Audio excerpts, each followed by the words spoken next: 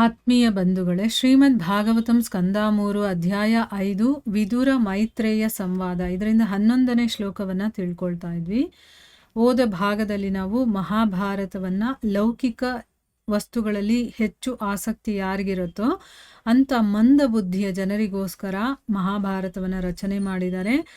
ಮತ್ತು ಯಾರು ಈ ಒಂದು ಲೌಕಿಕ ವ್ಯವಹಾರಗಳ ಸುಖ ಅನ್ನುವಂಥ ಕಹಿಯನ್ನು ಅನುಭವಿಸಿ ಲೌಕಿಕ ವಸ್ತುಗಳನ್ನು ಮೀರಿರ್ತಾರೋ ಅಂಥವರಿಗೋಸ್ಕರ ವೇದಾಂತ ಸೂತ್ರಗಳನ್ನು ರಚನೆ ಮಾಡಿದ್ದಾರೆ ಅನ್ನೋದು ಗೊತ್ತಾಯಿತು. ಅದರಲ್ಲಿ ಮೊದಲನೇ ಒಂದು ಸೂತ್ರನೇ ಅಥಾತೋ ಬ್ರಹ್ಮ ಜಿಜ್ಞಾಸ ಅಂತಂದ್ಬಿಟ್ಟು, ಅಂದರೆ ಏನು, ಲೌಕಿಕ ಇಂದ್ರಿಯ ತೃಪ್ತಿಯ ವಿಷಯಗಳಿದೆಯಲ್ಲ, ಅದರಿಂದ ಯಾರು ಹೊರಗಡೆ ಬಂದಿರ್ತಾನೋ ಅಂಥವನು ಮಾತ್ರ ಇದನ್ನು ಅರ್ಥ ಮಾಡ್ಕೊಳ್ಳೋದಕ್ಕಾಗತ್ತೆ. ಇಂಥ ವಿಷಯದಲ್ಲಿ ಅವನಿಗೆ ಜಿಜ್ಞಾಸೆ ಕೂಡ ಇರತ್ತೆ ಅನ್ನೋದನ್ನ ತಿಳ್ಕೊಂಡ್ವಿ. ಈಗ ಮುಂದುವರೆದು ಏನು ಹೇಳ್ತಾರೆ ಅಂತ ನೋಡೋಣ.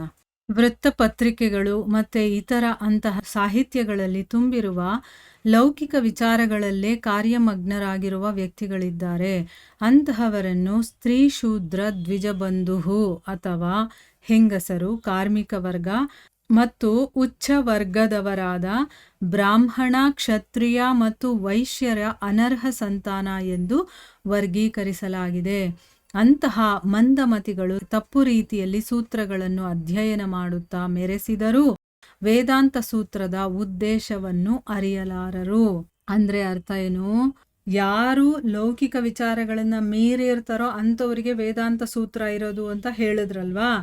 ಈಗ ನ್ಯೂಸ್ ಪೇಪರ್ ಓದೋದು ಅಥವಾ ಲೌಕಿಕ ವಿಚಾರಗಳಿರುವಂತಹ ವಾರಪತ್ರಿಕೆ, ದಿನಪತ್ರಿಕೆ, ಆಮೇಲೆ ಕಾದಂಬರಿಗಳು, ಈ ರೀತಿ ಬೇಕಾದಷ್ಟು ಸಾಹಿತ್ಯಗಳು ನಮಗೆ ಸಿಗುತ್ತೆ ಲೌಕಿಕ ವಿಚಾರಗಳಿಂದ ತುಂಬಿರುವಂಥದ್ದು.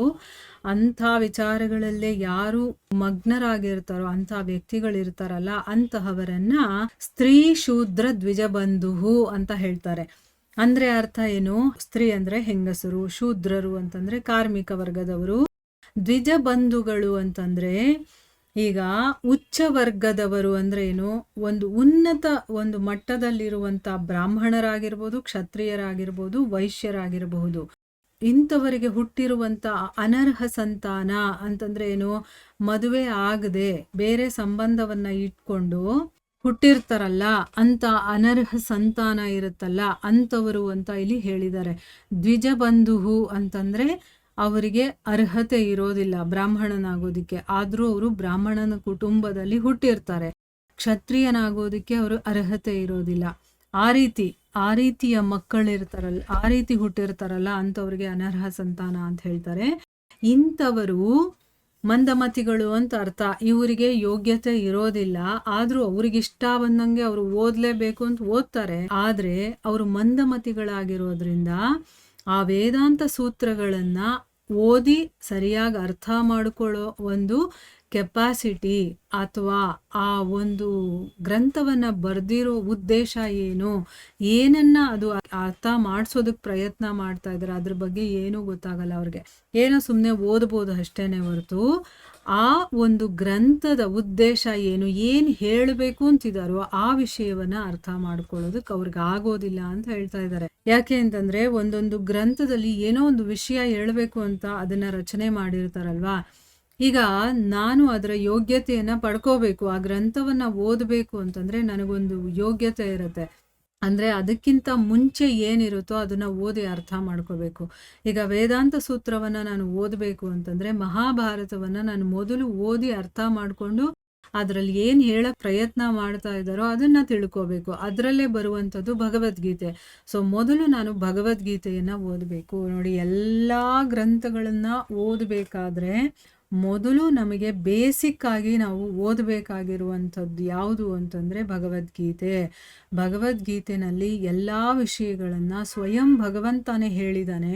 ಅದನ್ನು ನಾವು ಸರಿಯಾಗಿ ಅರ್ಥ ಮಾಡ್ಕೊಳ್ಳಿಲ್ಲ ಅಂತಂದರೆ ನಮಗೆ ಯಾವ ಸೂತ್ರಗಳು ಅರ್ಥ ಆಗೋದಿಲ್ಲ. ವೇದಾಂತ ಸೂತ್ರಗಳು ಮತ್ತು ಭಾಗವತ ಯಾವುದೂ ಅರ್ಥ ಆಗೋದಿಲ್ಲ. ಸೊ ಅದಕ್ಕೆ ಮೊದಲು ಭಗವದ್ಗೀತೆಯನ್ನು ನಾವು ಚೆನ್ನಾಗಿ ಅರ್ಥ ಮಾಡ್ಕೋಬೇಕು. ಆವಾಗ ನಾವು ಸರಿಯಾದ ರೀತಿಯಲ್ಲಿ ನಾವು ವೇದಾಂತ ಸೂತ್ರಗಳನ್ನು ಅರ್ಥ ಮಾಡ್ಕೊಳ್ಳೋದಕ್ಕಾಗತ್ತೆ. ಗ್ರಂಥಕರ್ತೃಗಳೇ ಸ್ವಯಂ ಶ್ರೀಮದ್ ಭಾಗವತದಲ್ಲಿ ವೇದಾಂತ ಸೂತ್ರದ ನೈಜ ಉದ್ದೇಶವನ್ನು ವಿವರಿಸಿದ್ದಾರೆ. ಶ್ರೀಮದ್ ಭಾಗವತದ ಸಹಾಯವಿಲ್ಲದೆ ವೇದಾಂತ ಸೂತ್ರವನ್ನು ಅರ್ಥ ಮಾಡಿಕೊಳ್ಳಲು ಯತ್ನಿಸುವವನು ಖಂಡಿತವಾಗಿಯೂ ದಾರಿ ತಪ್ಪುತ್ತಾನೆ. ಅಂತಹ ದಾರಿ ತಪ್ಪಿದವರು ಲೌಕಿಕ ವ್ಯವಹಾರಗಳಲ್ಲಿ ಆಸಕ್ತರಾಗಿರುತ್ತಾರೆ. ಅಂದ್ರೆ ಈ ಗ್ರಂಥದ ಕರ್ತೃ ಯಾರು? ವೇದವ್ಯಾಸರು. ಅವರು ಸ್ವಯಂ ಶ್ರೀಮದ್ ಭಾಗವತದಲ್ಲಿ ವೇದಾಂತ ಸೂತ್ರದ ನಿಜವಾದ ಉದ್ದೇಶವನ್ನ ವಿವರಣೆ ಮಾಡಿದ್ದಾರೆ.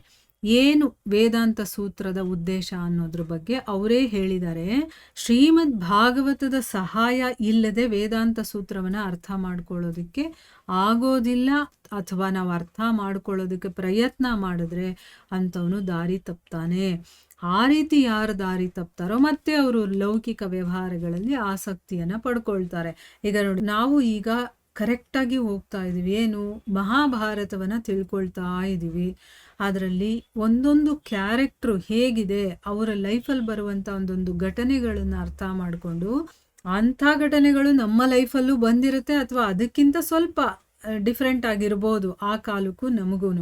ಆದರೆ ಅದರಿಂದ ನಾನು ಏನು ತಿಳ್ಕೋಬೇಕು ಅಂತ ತಿಳ್ಕೊಂಡು ಅದನ್ನು ನಮ್ಮ ಜೀವನದಲ್ಲಿ ಅಳವಡಿಸ್ಕೊಳ್ತಾ ಹೋಗಬೇಕು. ಈ ರೀತಿ ಮಹಾಭಾರತವನ್ನು ಓದ್ತಾ ಓದ್ತಾ ಕೊನೆಗೆ ಭಗವದ್ಗೀತೆನೂ ಬರುತ್ತೆ. ಆಗ ಭಗವದ್ಗೀತೆಯಲ್ಲಿ ನಾನು ದೇಹ ಅಲ್ಲ, ನಾನು ಆತ್ಮ, ನಾನು ಸಂಪೂರ್ಣವಾಗಿ ಭಗವಂತನಿಗೆ ಶರಣಾಗತಿ ಆಗಬೇಕು. ಅದರಲ್ಲಿ ಭಗವಂತ ಒಂದೊಂದು ಅಧ್ಯಾಯದಲ್ಲೂ ಕೂಡ ನಮ್ಮನ್ನು ಒಂದು ಸ್ಟೆಪ್ ಬೈ ಸ್ಟೆಪ್ ಕರ್ಕೊಂಡು ಹೋಗ್ತಾನೆ. ಅದೇ ರೀತಿ ನಾವು ಅದನ್ನು ಅರ್ಥ ಮಾಡ್ಕೊಳ್ತಾ ಕೊನೆಗೆ ಶರಣಾಗತಿನೇ ಎಲ್ಲದಕ್ಕಿಂತ ಶ್ರೇಷ್ಠವಾಗಿರುವಂಥದ್ದು ಅನ್ನೋದು ನಾವು ಅರ್ಥ ಮಾಡ್ಕೊಳ್ಬೇಕು.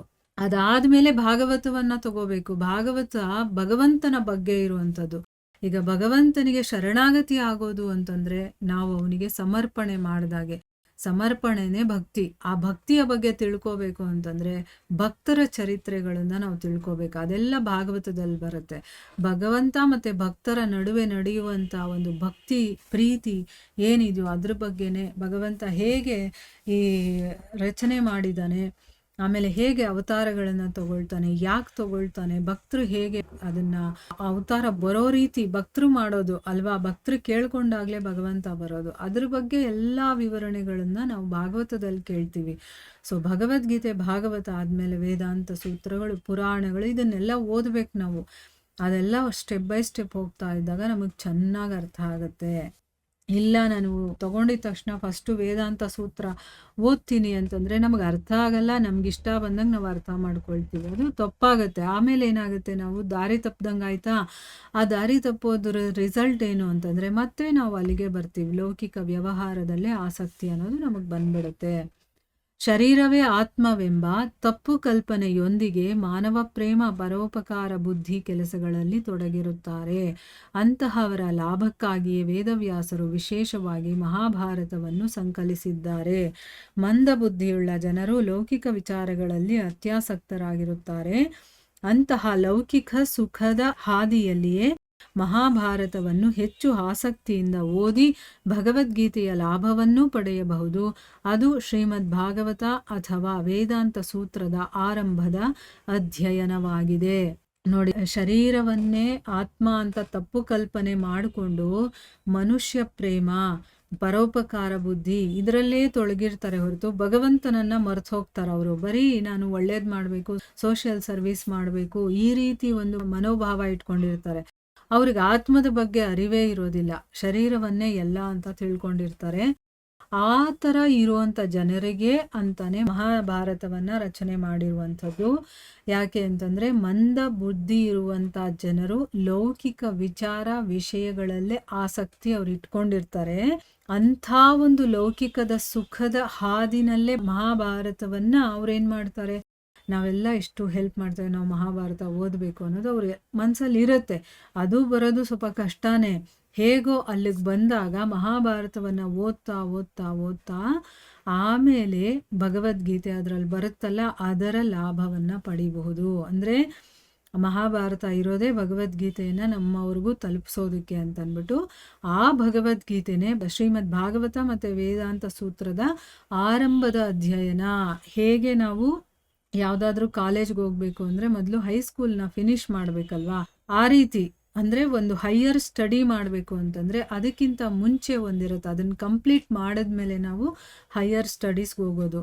ಸೊ ಹಾಗೇ ಭಗವದ್ಗೀತೆ ಓದ್ಮೇಲೆ ಅದರ ಹೈಯರ್ ಸ್ಟಡಿ ಯಾವುದು ಅಂತಂದರೆ ಶ್ರೀಮದ್ ಭಾಗವತ ಮತ್ತು ವೇದಾಂತ ಸೂತ್ರ ಆಗಿರುತ್ತೆ. ಸೊ ಮಂದ ಬುದ್ಧಿಯ ಜನರಿಗೋಸ್ಕರ ಭಗವದ್ಗೀತೆಯ ಮೂಲಕ ದಿವ್ಯ ಸಾಕ್ಷಾತ್ಕಾರದ ಅವಕಾಶವನ್ನು ಒದಗಿಸುವುದು ಅವರ ಉದ್ದೇಶವಾಗಿತ್ತೇ ಹೊರತು ಲೌಕಿಕ ಚಟುವಟಿಕೆಗಳ ಚರಿತ್ರೆಯನ್ನು ರಚಿಸುವ ಆಸಕ್ತಿ ಶ್ರೀ ವೇದವ್ಯಾಸರಿಗೆ ಇರಲಿಲ್ಲ.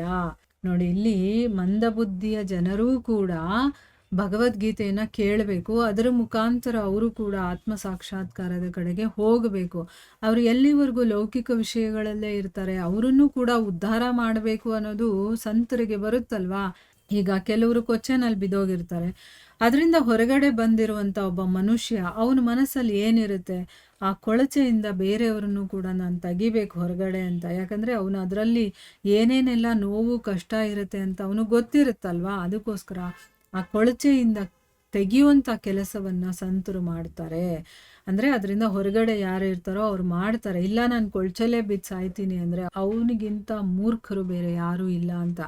ಆದರೆ ಕೆಲವರು ಪ್ರಯತ್ನ ಮಾಡ್ತಾರೆ, ಹೌದು ನಾನು ಹೊರಗಡೆ ಬರಬೇಕು ಅಂತ. ಅಂಥ ಮಂದ ಬುದ್ಧಿಯ ಜನರಿಗೆ ಭಗವದ್ಗೀತೆಯ ಮೂಲಕ ಒಂದು ದಿವ್ಯ ಸಾಕ್ಷಾತ್ಕಾರದ ಅವಕಾಶವನ್ನು ಅವ್ರಿಗೂ ಕೂಡ ಒದಗಿಸ್ಕೊಡ್ಬೇಕು ಅನ್ನೋದು ಇವ್ರ ಉದ್ದೇಶ ಆಗಿತ್ತು. ಯಾರೋ ವೇದವ್ಯಾಸರ ಉದ್ದೇಶ ಆಗಿತ್ತು. ಅವರು ಮಹಾಭಾರತ ಅಂತಂದರೆ ಅದು ಲೌಕಿಕ ಚಟುವಟಿಕೆಗಳ ಚರಿತ್ರೆಯನ್ನು ನಾನು ರಚನೆ ಮಾಡಬೇಕು ಅಂತ ಒಂದು ಆಸಕ್ತಿ ಇಟ್ಕೊಂಡು ಅವ್ರು ಮಾಡಿರಲಿಲ್ಲ, ಆಯಿತಾ. ಅವರ ಒಂದು ಉದ್ದೇಶ ಏನಾಗಿತ್ತು, ಭಗವದ್ಗೀತೆಯನ್ನು ಜನಗಳವರೆಗೂ ತಲುಪಿಸ್ಬೇಕು, ಅವರು ಕೂಡ ಅದನ್ನು ತಿಳ್ಕೊಂಡು ತಮ್ಮ ಜೀವನವನ್ನು ಸಾರ್ಥಕತೆ ಪಡಿಸ್ಕೊಳ್ಬೇಕು ಅನ್ನೋದು ಅವರ ಒಂದು ಉದ್ದೇಶ ಆಗಿತ್ತು. ವಿದುರನು ಮಹಾಭಾರತವನ್ನು ತನ್ನ ತಂದೆ ವೇದವ್ಯಾಸರಿಂದಲೇ ಕೇಳಿದ್ದನು. ಅವನು ಮನೆಯಿಂದ ದೂರವಿದ್ದು ಯಾತ್ರಾ ಸ್ಥಳಗಳನ್ನು ಸುತ್ತುತ್ತಿದ್ದಾಗ ಇದನ್ನು ಆಲಿಸಿದ್ದನೆಂದು ಮಹಾಭಾರತಕ್ಕೆ ಸಂಬಂಧಿಸಿದ ವಿದುರ ಉಲ್ಲೇಖವು ಸೂಚಿಸುತ್ತದೆ. ನೋಡಿ, ಇಲ್ಲಿ ವಿದುರರು ಮಹಾಭಾರತವನ್ನು ಬೇಕಾದಷ್ಟು ಸರಿ ಕೇಳ್ಬಿಟ್ಟಿದ್ದಾರೆ. ಅವರು ಮನೆಯಿಂದ ದೂರ ಇದ್ರಲ್ವಾ, ಯಾತ್ರಾ ಸ್ಥಳಗಳನ್ನೆಲ್ಲ ಸುತ್ತಕೊಂಡಿದ್ರಲ್ಲ, ಆ ಸಮಯದಲ್ಲಿ ವೇದವ್ಯಾಸರೇ ಅವರ ತಂದೆ ಅಲ್ವಾ, ಅವಾಗೆಲ್ಲ ಬೇಕಾದಷ್ಟು ಕೇಳ್ಬಿಟ್ಟಿದ್ದಾನೆ. ತಂದೆ ಮೂಲಕನೂ ಕೇಳಿದ್ದಾನೆ ಮತ್ತು ಯಾತ್ರಾ ಸ್ಥಳಗಳಲ್ಲೂ ಬೇಕಾದಷ್ಟು ಸರಿ ಕೇಳಿದ್ದಾನೆ. ಸೊ ಆ ಒಂದು ವಿಷಯದ ಬಗ್ಗೆ ಅಂದರೆ ಮಹಾಭಾರತಕ್ಕೆ ಸಂಬಂಧಿಸಿದಂತಹ ಒಂದು ವಿಷಯ ವಿದುರನ ಬಗ್ಗೆ ಹೇಳಿದಾಗ ಇದರ ಬಗ್ಗೆ ಅಂದರೆ ಮಹಾಭಾರತವನ್ನು ಅವನು ಬೇಕಾದಷ್ಟು ಸರಿ ಕೇಳಿರೋ ಬಗ್ಗೆ ಅದರಲ್ಲಿ ಉಲ್ಲೇಖ ಅನ್ನೋದು ಇದೆ. ಅದಕ್ಕೋಸ್ಕರ ಅವನು ಹೇಳ್ತಾನೆ, ನಾನು ಮಹಾಭಾರತ ಅಂದರೆ ಈಗಾಗಲೇ ಬೇಕಾದಷ್ಟು ಸರಿ ಕೇಳ್ಬಿಟ್ಟಿದ್ದೀನಿ, ನನಗೆ ಕೃಷ್ಣ ಕಥೆ ಹೇಳಿ ಅಂತ ಹೇಳ್ತಾನಲ್ಲ, ಅದಕ್ಕೋಸ್ಕರ ಇಲ್ಲಿ ಹೇಳ್ತಾ ಇದ್ದಾರೆ ವಿದುರ ಆಲ್ರೆಡಿ ಕೇಳಿದ್ದಾನೆ. ಅದಕ್ಕೋಸ್ಕರ ಅವನಿಗೆ ಅಂಥ ವಿಷಯ ಬೇಡ, ನನಗೆ ಕೃಷ್ಣ ಕಥೆ ಕೇಳೋದಕ್ಕೆ ಆಸಕ್ತಿ, ಅದರಿಂದ ಇನ್ನೂ ನನ್ನ ಮನಸ್ಸು ತೃಪ್ತಿ ಆಗಿಲ್ಲ ಅನ್ನೋದನ್ನ ಇಲ್ಲಿ ಹೇಳ್ತಾ ಇದ್ದಾನೆ. ಇಲ್ಲಿಗೆ ನಾವು ನಿಲ್ಲಿಸೋಣ. ಹರೇ ಕೃಷ್ಣ.